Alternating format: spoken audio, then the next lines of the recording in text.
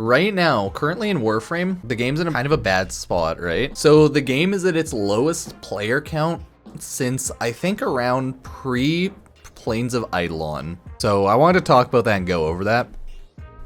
If you go on Steam charts right now, right, crazy enough, Steam charts, you quickly get to see exactly how bad it is. So this is Warframe right now. It's not actually too bad, right? Because since Warframe is an active developed game, it can recover very quickly when it has an update that has a lot of good content, right? Because if you look at July 2021, right?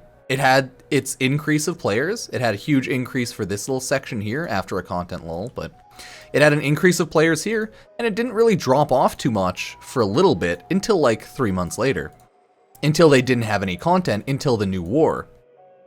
But the issue with the new war was less than a week of content for most players because the new war was a quest you could get done within like 5 hours pretty reasonably for a lot of people, and then some bounties that you could get done to get a handful of weapons and some mods, but they weren't really like new bounties or anything. They were just bounties with armor thrown on it kind of and some reskinned enemies. Nothing that people would really care about or think that it's new. But we got weapons and we got some mods, so hey. So that's why you see the new war have such a huge increase of players right here. It was the most hyped Warframe quest ever, and yet like it really didn't do too much to the player count, all things considered, as the player count instantly left the next month or two because there wasn't much to do with the new war. There just really wasn't. It was not a long content update, right? It was a very short content update. Which, fun fact, games like Warframe, live service games, just can't do that. They can't reasonably have content updates that are a day to a week's worth of content when it takes like years and or months and or I guess weeks to get out. For this one, it's years. That's why it's like really rough, right? The new war was a 4 to 5 year, maybe 6 year creation, and it turned out being pretty lackluster for most people. So hey, but again, Warframe can get its players back. As you can see, in the last year or two, they've held like pretty casual, okay numbers enough, right? Whenever they had big updates, huge player increases for the past couple of years, and then people drop off as the content's played out, you know, little gets over with. This is probably the optimal thing Warframe could do, which is have just casual, good amount of updates that bring players in and not have like massive drop-offs. As of right now, we're averaging 30,000 players on Warframe. The last time we averaged 30,000 players on Warframe is all the way back to around June, and we hit a new peak in July 2017, which I think was Plains of Eidolon. Like, if I'm remembering correctly, that was the Plains of Eidolon drop, or maybe like back here was the Plains of Eidolon drop, but either way, it was a huge content drop. Maybe it was like the Second Dream, maybe it was Sacrifice Quest. This was when like all of the great stuff of Warframe were coming out, right? The early days when Warframe was getting fixed up. It started off as a rough game, right? As you can see, lower player count, but still not terrible or anything. And then it got fixed up and it slowly became more popular. Slowly became a fun game. And they've been doing pretty good, but for the past couple of years, they just kind of haven't known too much what to do with content. So is Angels of the Zariman going to fix this current content lull in Warframe? That is what we want to check out. So let's take a look at the dev stream little notes, right? We already took a look at the dev stream Angels of the Zariman workshop preview. It was pretty tiny, right? Hopefully this will be enough, right? In the next month before the coming updates, we're getting minimum stuff, right? But still stuff. We're getting Nightwave swapped out, right? New random stuff, new items, but nothing huge. New Nightwave, but no story, right? Yeah, cool. So minimal, but good. We're getting Augment mod swapped around and reviewed, right? This one's probably gonna be the bigger thing.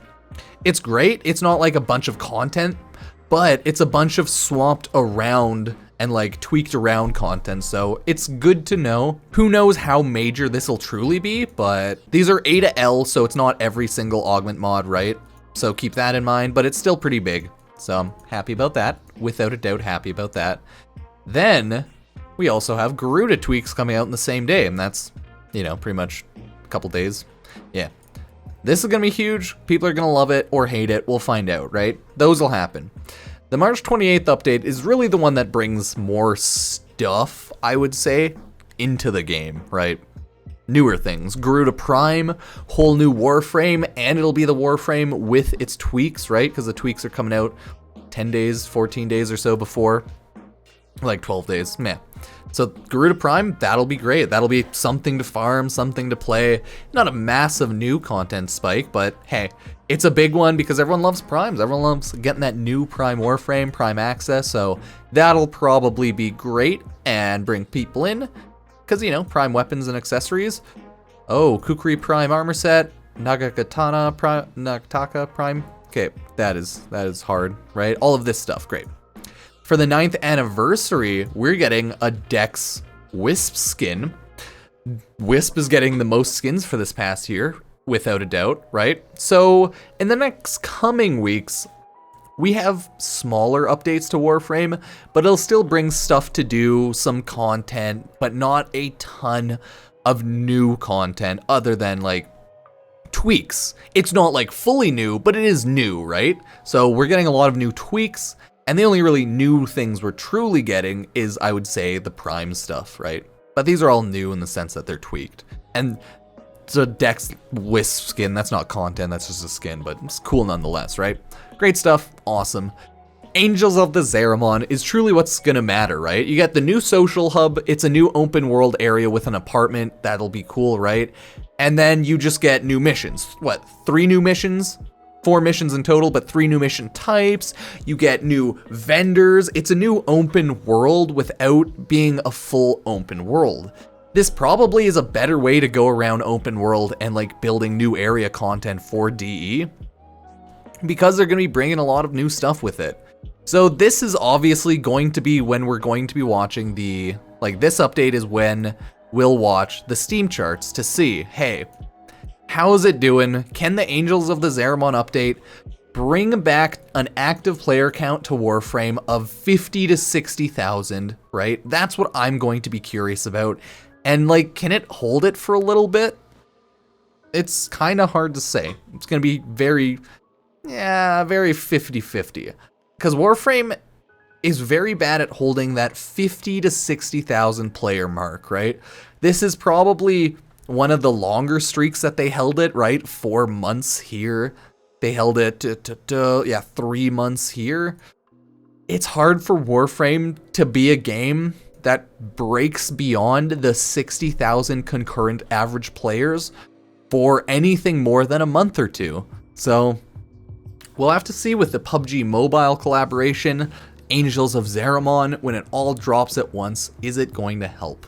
Hey, we'll have to see. It'll help a good chunk for sure, especially if all of the content is fun, if people like it, if all of the new missions have a good reason for us to play for a while and replay the missions, right? Well, all the bounties and missions. I guess they aren't bounties, they're just straight up missions. So yeah, if there's good enough reason for us to replay it, good enough reason for us to get highest standing in the new reputation, hopefully that'll give Warframe a good X amount of months of good stuff to do. But Warframe really has to get on their issue of just not having enough content updates, because it's a 9-year-old game and it is a big game.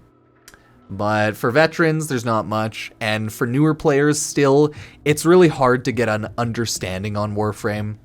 It's always been a game that churned new players in and then churned them right back out, right? I think the adoption rate of new players into Warframe's always been rough, so we'll see if the new round of quality of life changes this year, or the last year, I guess, and all that is going to help. So, hey, we'll have to see.